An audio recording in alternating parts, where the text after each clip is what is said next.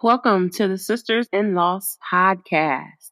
Abortion and elective termination has always been a topic in the U.S. with many opposing views. Roe v. Wade was a 1973 landmark decision by the U.S. Supreme Court. The court ruled that a state law that banned abortion, except to save the life of a mother, was unconstitutional. The ruling made abortion legal in many circumstances. With the 2020 presidential election right around the corner, states like Alabama, Georgia, and recently Missouri are attempting to pass laws to reduce gestational age for abortions up to banning abortions in those states altogether, attempting to overturn Roe versus Wade. For September, we are exploring the healing and grief side of abortion on the Sisters-in-Laws podcast. In the medical world, the terminology miscarriages are called spontaneous abortions or pregnancy loss. And in this community, we have to learn how to extend grace to individuals who electively terminate their pregnancies no matter their choice. Join us this month as we explore abortion stories and how healing, grief, and shame can keep us all bound if we do not speak up and share. Welcome to the Sisters-in-Laws podcast. You're listening to the Sisters-in-Laws podcast, a faith-based grief and loss podcast for Black women, where you will hear stories of miscarriage, infant loss, stillbirth, and infertility to learn there is a testimony in tragedy. You will learn how to heal, gain clarity, find hope and peace, and turn your pain into your purpose after loss. I'm your host, Erica M. McAfee. Welcome to episode 114 of the Sisters-in-Laws podcast. After becoming unexpectedly pregnant at 28 years old, today's guest fell into a deep depression due to the circumstances of her pregnancy. Tiffany Nicole takes us back on the journey towards healing from the trauma of abortion and losing an ex to another woman.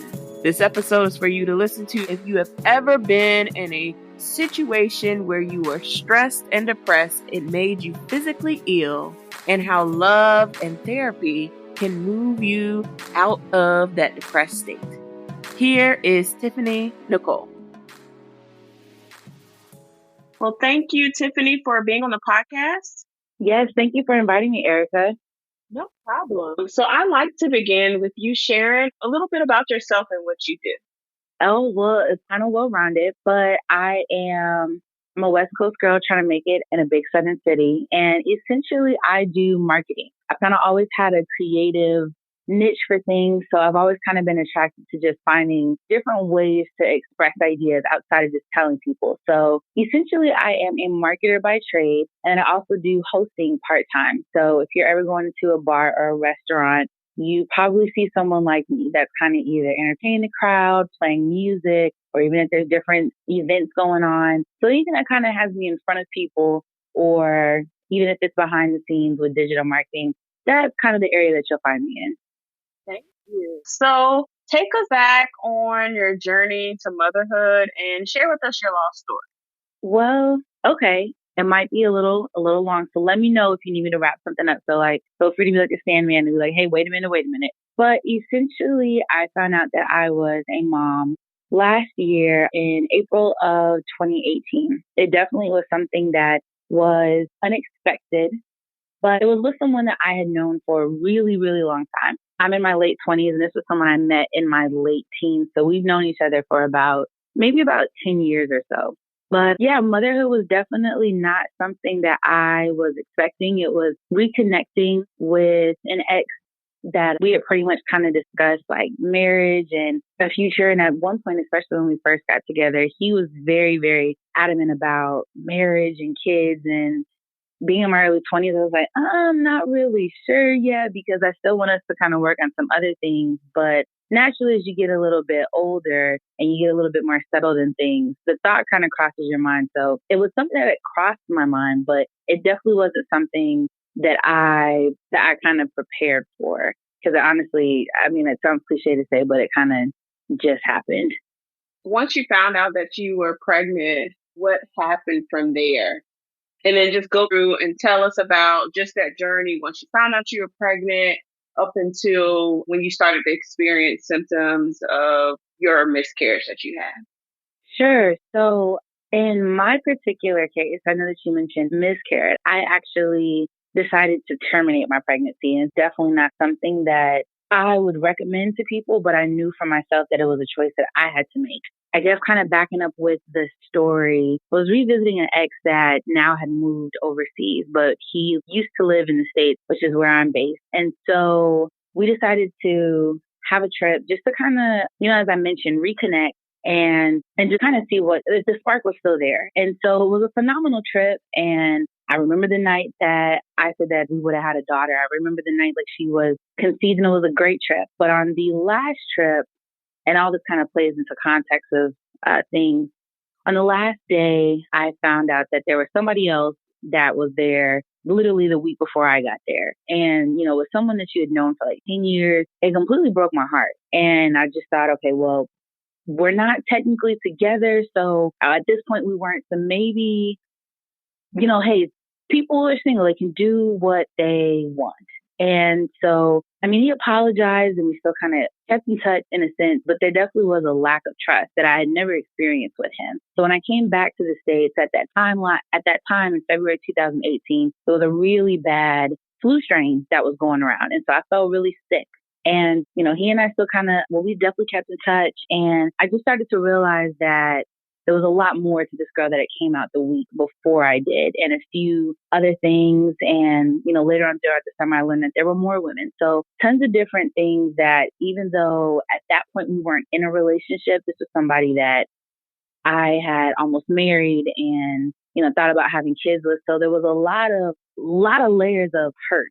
And I ended up finding out that I was pregnant 3 months later. And the reason why it kind of took so long was because with this ex, there were a lot of things that I learned along the way that he became someone that I didn't recognize. From the more I found out about this other woman, he took us to the same places, literally had us almost pose in some of the same locations. A lot of stuff that I thought was supposed to make my trip very unique ended up being a replica of hers. And my goal kind of coming out there was like, hey, we've already talked about marriage and kids. Like, this time I'm really ready. Whereas before in our relationship, he was the person that was a little bit more adamant and family oriented than I was. So finally coming around to it, essentially was equivalent to shooting your shot, I guess, and realizing that you never really had a chance because somebody else was there and you got the sloppy leftovers. So honestly, Erica, that threw me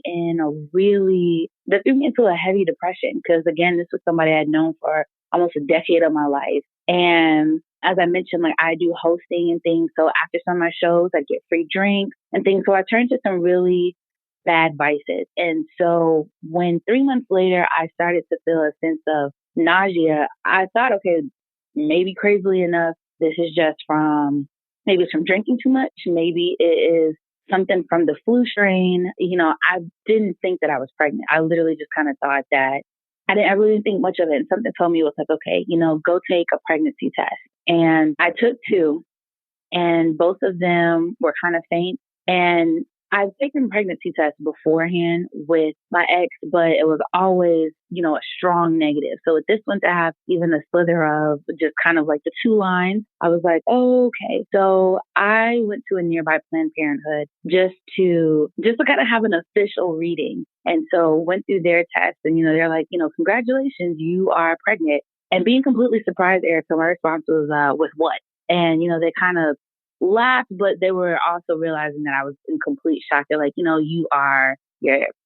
pregnant with a child. And I'm like, I just got a job at a Fortune 500 company. I had, was getting ready to save for a house. There were a lot of things I had locked in. I didn't think about a child, but I thought, okay, you know what? It's with him. I'll be fine. And so I asked them, I said, possibly what would be, if I wanted to have an abortion, what would be like the timeline? And they said, well, you're pretty far along, but, they recommended me to another center that kind of had more open timelines because they were pretty booked. So I ended up going to Birmingham, and I went in that center, but I went there and pretty much did the same test with them just to kind of confirm. They ran blood tests, and through the ultrasound, I found out I was 11 weeks pregnant, and pretty much they were letting me know that I needed to make a decision pretty quickly because in certain states you can't have an abortion after your first trimester is almost complete. And then if you do go other places, the procedure becomes more expensive because naturally the baby's more expensive. So for a day I thought, okay, maybe I could keep this. But at the time I hadn't told the dad, but in the space that we were in, it was really, really ugly and really negative. And honestly, it was to a point where I felt I couldn't trust him because I thought if out of everything that we've been through, if you can have different women, if you can look at me every day on a trip, and then what I felt in my heart kind of lied to me, there were a lot of things that I thought the man that I knew maybe 9 years ago, over the course of 9 years, that man, yes, I'm like, I could father, or I mean, I could mother a child with him. We could have a great family, maybe even revisit the idea of marriage. But the person that I realized that he had become, I honestly just didn't feel the support. And so to I decided to terminate that pregnancy just because I thought I knew I wasn't ready. But even if I were to do everything I could to be the best mother that I could have been, I know that I probably might have had some kind of support, from him. But I just really thought to my heart, I was like, if I can't trust him, how can I possibly be a parent with this person for 18 years? And so I ended up terminating the pregnancy. Thank you for sharing that. So after you terminated the pregnancy, did you go back and let him know about the termination? And could you share with us his thoughts on it, on just the whole process, or did he come back around? Just kind of share with our listeners just that whole after you actually had the termination and just really how you felt and how you communicated that. Yeah, so I'll call it a mistake. But the first mistake I did is I came back home and just acted like nothing happened because I thought I went out of state to get this done. So I'll kind of keep this tucked away and I think I'll be fine. I think I'll be okay. And so May came around. I jumped into my side hustle, which is the hosting. I did that to distract myself, get some extra money coming in, and I thought I would be fine. So I'm like, okay, May went by, Mother's Day passed, and I felt this wind just kind of like, still didn't really hit me that like, okay, I was carrying a life because I really didn't know until I started to experience morning sickness and that I was like 11 weeks pregnant. So what really hit me was June. At the time, the company I was working for, we were working on a whole bunch of campaigns for Father's Day. And, at Planned Parenthood and even the center that I went to that actually performed the abortion, they do give you pamphlets and they give you things that try to tell you, here's hotlines you can call, here are different things that you can, here's different people you can reach out to. But I didn't think, I'm like, I don't need this because I've made this decision, so I'm fine with it. But I ended up telling him sometime in June. And that's because, like I mentioned, Father's Day was a big thing in the office. And I didn't think that he would necessarily believe me because I'm like, social media sometimes has a sick way sometimes of kind of being like, if you want to play a prank on somebody, say that you're pregnant on Father's Day or something. And I don't really get why people would do that. So I thought that he might think that I was joking. So I let him know via text because at that point we really weren't communicating and I didn't want to have any conversation with him because I thought I made this decision.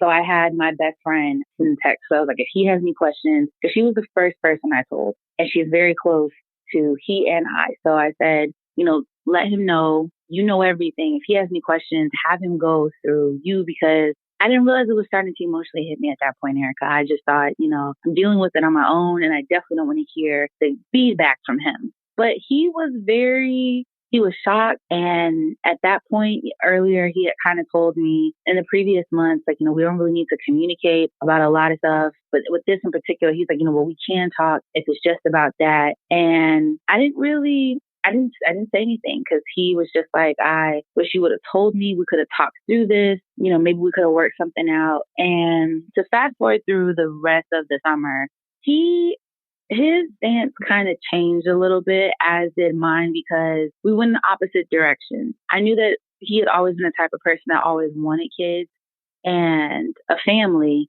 And I knew that I eventually wanted those things. But now I think actually having gotten to the point where you're, laying on the table and you're looking at the ultrasound and you can see what I would have called her my little butterball. Seeing her on that screen, and hearing, the murmur of a heartbeat, it makes things real. And so I continued to get worse. There was a lot of stuff that I didn't even think about, a lot of triggers. For me, because I paid for my procedure in cash. So I didn't want any trace of this happening. So I didn't even put it on my card. So I didn't pay for, I had the suction procedure, but I didn't pay for, I guess, like the anesthesia that makes you fall asleep. I was numb throughout the procedure, but I could still hear and see things. So surprisingly, Erica, vacuum cleaners were a trigger. If I heard any form of a section, it literally would send me into tears. And I didn't know where that came from. And trying to talk to him about it, I started to kind of realize that he lost the idea of a child, whereas I actually went through it. And there were tons of things. It was dealing with trying to get over it, realizing what I did, losing a child, and then losing a relationship and a best friend with someone who started to grow into like, okay, I can help you and we can, we can talk about this. But if we do, we only have 30 minutes because he's overseas and he was living his best life. So, okay, we can talk, but I'm getting ready to go on this trip, or we can talk, but I'm only giving you 30 minutes, or we can talk, but only about this and not that. And it really started to switch to, we could talk about different things, but we couldn't talk about our child. So I thought in the beginning that he would be someone that would be very open about going through this process together, because we have done everything together. But this was something that as the months went on, and I'm trying to heal with him, but also trying to figure out like, wait, were there other women? Was, just going through all these different things, I emotionally just started to crumble, whereas I felt like he became very distant. And that surprised me because that is not how I knew him to be. So I was surprised that although I knew he was hurting, he wouldn't share his hurt with me. And then it got to a point where just through mutual friends and eventually talking to him, he had moved on. He was with somebody else who ironically was in the States. And that really hurt me because the first woman that I found out about, at one point when we were arguing about her, I found out that he was in the States. And while he was arguing with me about her, would get off the phone and proceed to spend the rest of the day and the week with him. And even when I called her up, I'm like, wait, what? Like, who are you? And I don't understand, like, how you play. Just so many questions. She told me that, and I don't still to this day don't know if it's true, that he was talking to her about, our abortion, my abortion, and telling him or telling her that he didn't think it really happened. But of course, when I confront him, he's like, she's lying. Don't believe her. And honestly, Erica, that is just drama I don't have time for, and not someone I thought that he was like. And so when I confronted him about possibly this new girl that he had been with, because part of me still cared, and there's also the thing like we created a life together. Yeah. And then he was like, well, I'm with somebody else. So this was another girl that I found out about. And when I just kind of asked them, like, and there were tons of crying phone calls, like, I'm going through this, I'm having dreams, I'm having feelings, like, talk to me, what can you help me? Got to a point where he finally admitted, I don't want to talk about this with you, because he was talking to his new girl about it. And that really hurt me because I thought you I thought you were someone that I could talk to and go through everything with, but now you've completely shut me out and you're talking to a stranger about our child. And that tore me up just because I started to look at it as a punishment. I'm going through this alone and I'm trying to ask my best friend or the father of this child, talk to me about this, like, just give me something. And it's not that you can't communicate, it's that you won't communicate with me for whatever reason. And that really hurt me because unfortunately, he had gone through a similar situation with another girl when we first started dating. And she was a huge help because I didn't realize that when he and I was first dating, he had gotten another girl pregnant a year beforehand by accident again. And she was doing the same thing I was doing, actually calling, trying to get his attention because he just closed her off. And when we were dating, I'm like, who is this girl? And, the story was one thing. But then when I finally got to the point where I was like, no, who is this girl? That's when he told me the full story. So putting the pieces and things together and looking at a pattern of habits, I'm like, okay, if this is how it was when you got this first girl pregnant and I was the new chick, this new girl probably has no context of our background, our history, what happened. Because I never wanted to tell him, because it was my decision, but I never wanted to tell him, like, hey, if you had just been honest with me about any and everything before I came out, or just whatever it is that you want to talk about, if I had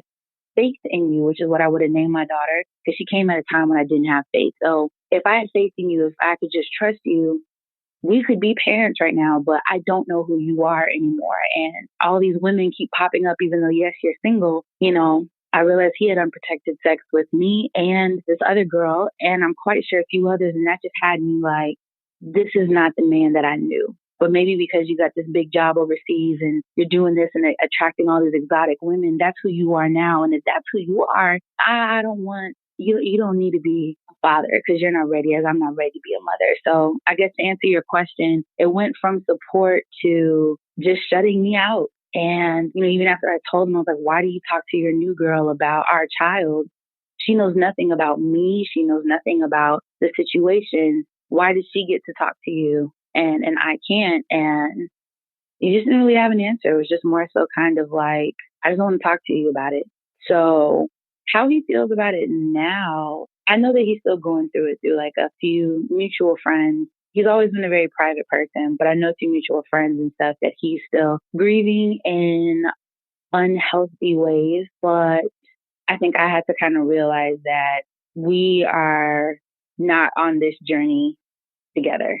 So that took a long time to realize, because from April 2018 to pretty much what would have been my daughter's her birth month, October 2018, Erica, I don't know if we can cuss in this podcast, so I won't, but I was a hot blank mess. I was a hot mess, crying at work all over the place. And I ended up losing my job because our company was doing massive layoffs, but I was just so distraught that I just could not function, and trying to communicate with him and he wouldn't, and he's traveling, living his best life. And so I started reaching out to mutual friends and family, like, hey, can somebody get his attention? Can somebody tell him to talk to me? And him being private, he didn't even tell people I was coming out there to see him. Just a lot of sneaky stuff that, people were like, wait, what? I didn't know you guys were still, communicating. I thought you guys were on good terms, or what do you mean? So now I'm like, well, no, here's the full story. And he's kind of always been viewed as like an outstanding, Black man. So it's like, what? No, not him. So it just ended up being, 2018 was a year of hell and a lot of drama and tears. And I kept trying to turn to him, but at some point I had to realize from his actions, and until he finally told me to get out of his life, that he was not going to help me. Hear that.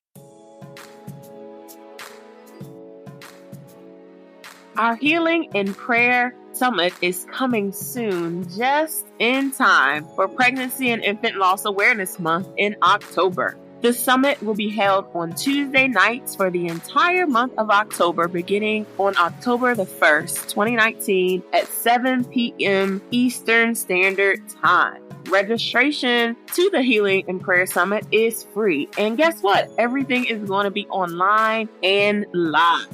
We're going to be speaking on topics of healing after loss, trying again after loss, therapy after loss, parenting after loss, and stress management after loss. To register, go to ericamcafee.com/summit. Once again, ericamcafee.com/summit. And I can't wait to see you there. So tell us about you. You just mentioned about you losing your job and you were a hot mess. So just tell us about really how you did the inner work to get to a place of healing after this. I think with anybody who's experienced a loss and definitely experienced a time where they actually electively terminated, especially since they were in, a bad relationship.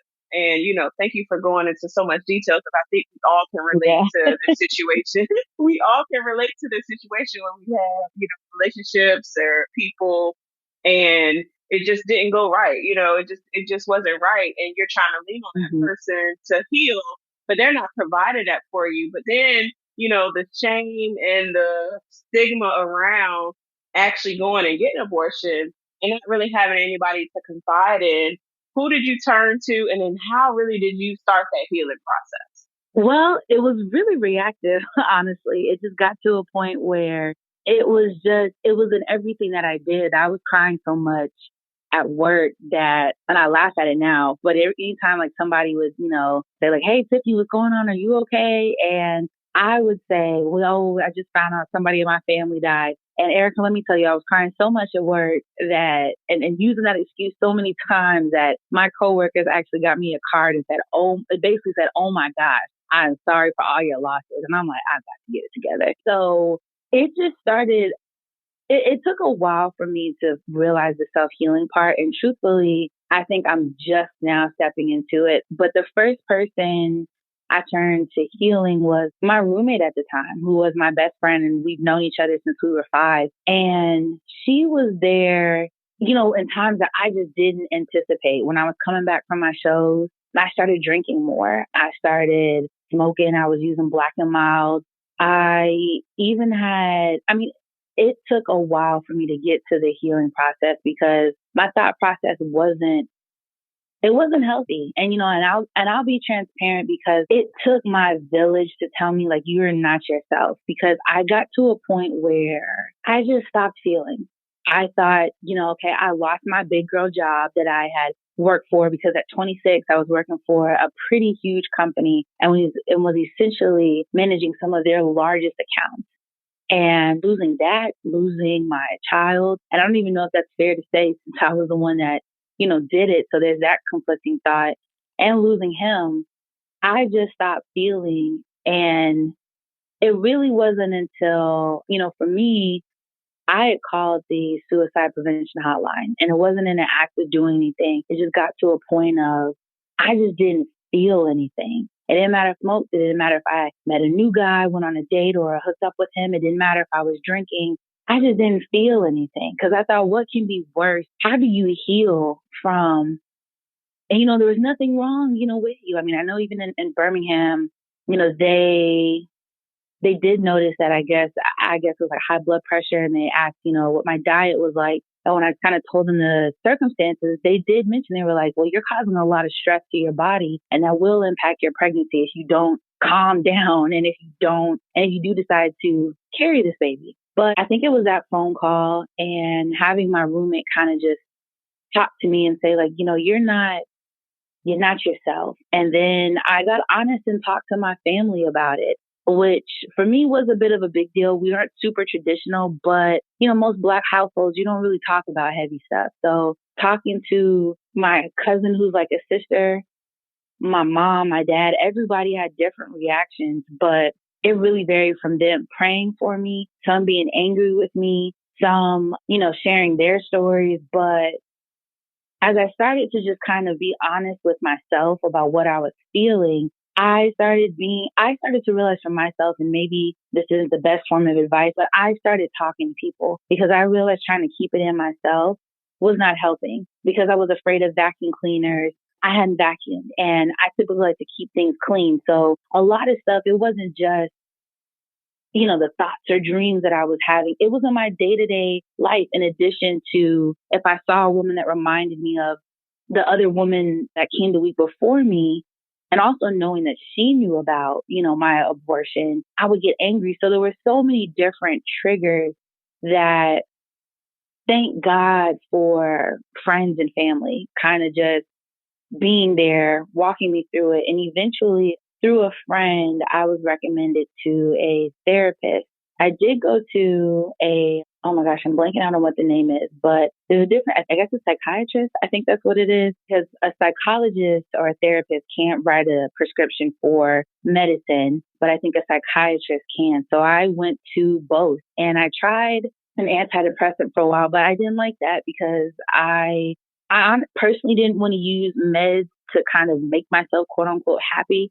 So I just stuck to therapy, and eventually now going back into church. But it took Erica, it took a really long time. Like I had my abortion in April of 2018, and I think I really just started the journey of healing maybe in December. So for me, it was close friends because I didn't want judgment from anybody. Even talking to some of his friends about it, that because we had tons of mutual friends. So talking to some of his friends, but even with that, that didn't really help. Oh, and I also have to give a major thank you to his sister-in-law, who is like a big sister to me. We were always close and said we'd be close no matter what. But she was a huge help in just kind of because it was between her and the other girl that he got pregnant when we first started dating that I felt were the only women that understood and didn't wholeheartedly judge me because the sister-in-law came from a stance of, okay, well, this is, maybe where he is, or, here's the family dynamic, a lot of stuff that was just playing into it. Cause at one point his mom found out and I thought that she would be really supportive, but, she started telling friends and family that I not only was lying, but that I was doing this for his and everyone's attention, which shocked me because again, I almost married into this family. So I was really surprised that because of who people think he is and the status that he holds, when they found out about the other women, they were upset with him and going off on him. But the minute they found out that he got somebody pregnant, it quickly changed to, oh no, not him. That can't be the case. And his mother, someone who I actually was really close to and at one point actually gave me my first job out of college, was now looking at me saying, telling people, can you believe her? She's lying. She's just doing this for attention because she's so in love with him. So there were a lot. So that's why I put an emphasis on close friends, because I started to realize people that I thought were for me and him, people pick sides and judgment comes along with it. So my circle started to get a lot smaller, and friends and family, his sister-in-law, another girl he got pregnant. I mean, I hate that we kind of were connected because we actually know each other through friends because we all went to college together. But she was a huge help because she's like, I have gone through it, but she had an abortion as well, but she did the at home pill. So her triggers and things were different, whereas mine were vacuum cleaners, hers were bathrooms. And so just sometimes being able to call her and just cry on the phone and just be like, I can't believe I got pregnant by somebody like this. I can't look at a vacuum cleaner or inanimate object without bursting into tears. And she was very helpful. So close people that judged me without any doubt, eventually therapy and church are really starting to kind of slowly pull me out of that really, really dark haze that I was in. Absolutely. So tell us about just kind of where you are now and how do you feel about sharing about your abortion and what advice that you could give other women who have gone through elective terminations like yours so that they won't be shameful or just feeling silent about it and being more truthful about the decisions that they made and then just really how they're healing through the journey. Yeah, I would say, first off, no matter who you are and no matter who you got pregnant by, and no matter whether you have support or not, be okay with that decision. I almost said sit in it, but you don't want to, because I know for me, if I sit into it, it starts to turn into regret. It turns into shame. And that was something I'm still working on not doing. So the first thing I would tell somebody is understand that you made a decision for whatever reason that you felt, and know that you made the best decision for whatever reason. In my case, I stick with the fact that I made the best decision for myself, because while this was a man that I really loved, and I knew if I kept the pregnancy, if we did get married, we just would not be happy. And I have to be honest with myself when I start trying to beat myself up to say, you made the right decision for yourself. And in my case, kind of having a partner who, although I know he was feeling it, wasn't communicating it the way that I did, or the way that even just I needed in terms of support. I had to realize, okay, I can't get validation from him or anybody else about the decision that I made. I made it myself. Because even in his case, it went from, Tiff, I can't believe you did that. I thought that we, you know, we could have put everything aside while the pregnancy was going on, and we could have gotten married by the time the baby came. Then a month later, it was, Tiff, I thought that we could at least, be cool and I'll buy a house, like, in the area by you, and we could raise the baby together. And then finally it came down to, at least I thought that we could have been really good co-parents. And so I watched it from, wait a minute, I thought we were talking about fixing us and getting married and having all this great stuff, to now he's saying, I'll basically just, be a parent, I guess, on paper, and we'll work out a schedule. We both come from two-parent households. For me, I did not want to have a child that didn't start up on the same foot that I did. So I say all that to say that sometimes I have to bring myself out of it. And honestly, that leads to my next thing, having friends, having support. For me, as I mentioned, it was his sister-in-law, the first girl that he got pregnant, my friends, and therapy to remind me, you made this decision. And sometimes if you feel like you're strong enough, I entertain, okay, what would it look like? What would it have looked like if I did keep this child? Well, it would have been a really, really hard pregnancy, because his mother, my child's grandmother, doesn't even think that the pregnancy is real, or, this close friend thinks this, or that person, a lots of mixed reactions. And this pregnancy taught me, I knew it beforehand, but this pregnancy taught me that is something to be celebrated. And so I have to remind myself and have friends remind me that you made the best decision for yourself. So that would be the first thing. For me, I guess the third thing, because as I mentioned, I got let go from my job. And even afterwards, I picked up a new job. It was paying less, but hey, a job is a job.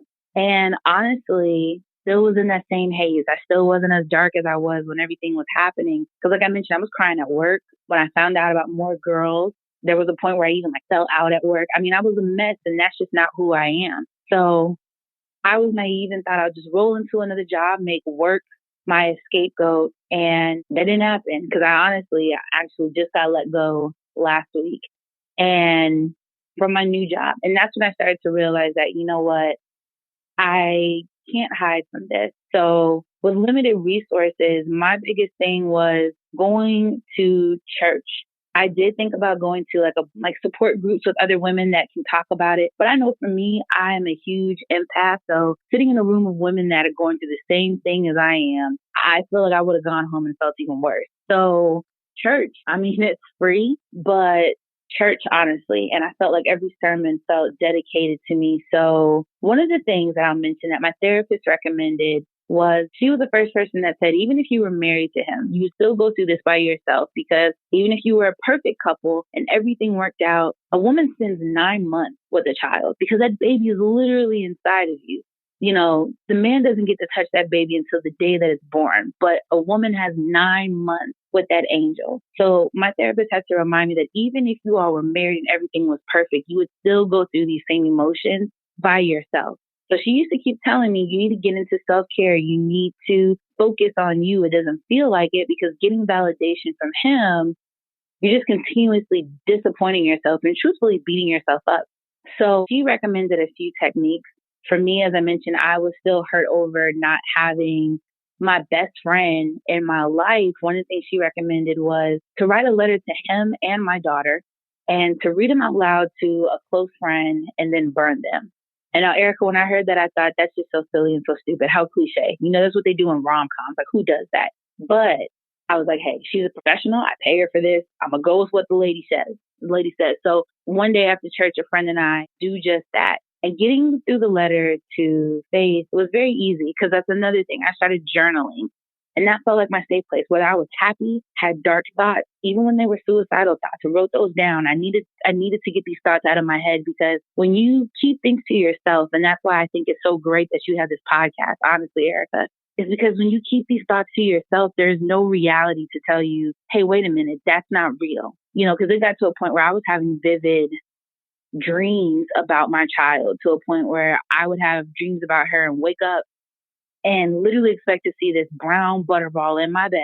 And, I'd start flipping up the sheets, like, okay, wait, she was just here. Or one time I had a dream that she was in my living room, and I go there, and it takes me about 5 minutes to realize that wasn't real. And I'd break down. So writing those dreams out, talking to people, getting it out of my head compare it against reality that I may be crazy, I may be losing my mind, but get through this. So reading the letter to my daughter felt natural because I talk to her all the time. I write to her as often as I can. That felt natural. Reading the letter to the ex really hurt because even saying dear, fill in his name, that felt hard. But I wrote through everything, questions that I wanted to answer that I knew he couldn't answer. And then when it came to burning the letter, I had to have a friend help me do that because I didn't feel like I had the strength to do it. But it proved to be very therapeutic. So, for anyone that's going through the same thing, first off, I think if you feel like you're ready, talk to somebody about it. You don't have to go on the path that I did because I lost it. And so I was trying to talk to him, anybody that will listen, just to get him to come talk to me because I thought I could not do it by myself. And sometimes I don't think that I can. But right now, I'm kind of in the space of honestly starting over. I've decided to pursue hosting 100%. And honestly, what kind of inspires me is faith. I tell myself, like the actual faith and my daughter faith. Now, my parents got me a ring that it's a stone with my favorite color. It's a mystic topaz stone, and there's two hearts on the side of it. And I tell myself that the two hearts represent whether I would have had a boy or a girl, because I know through mutual friends, he thought that we would have had a son. But the two hearts represent the heart of my child, whether it be a son or a daughter. And I use that as extra strength for myself because some days, Erica, I don't think that I'm strong enough. But I tell myself, if my butterball were here, I would have to push and hustle because I have a child now. But I am learning to really sit and make decisions with myself and to be okay with that. I hate that I had to kind of step into that confidence through my daughter, but after kind of realizing that it's a decision that I made and it's a decision I thought that was best for me, that's all I can give myself. And I actually was talking to my cousin's husband the other day, who's like a big brother to me. And I told him about it because I was just getting really emotional at work today. I had a day where I was just started to feel my eyes getting really watery and I didn't feel like talking to anybody, which in my industry, you got to be social. You have to be upbeat. And he said, if you can't forgive yourself, have mercy on yourself. And when I asked him what mercy meant, like in my case, he's just like, be easy on yourself because it's a decision that you have to live with for the rest of your life, but go easy on yourself.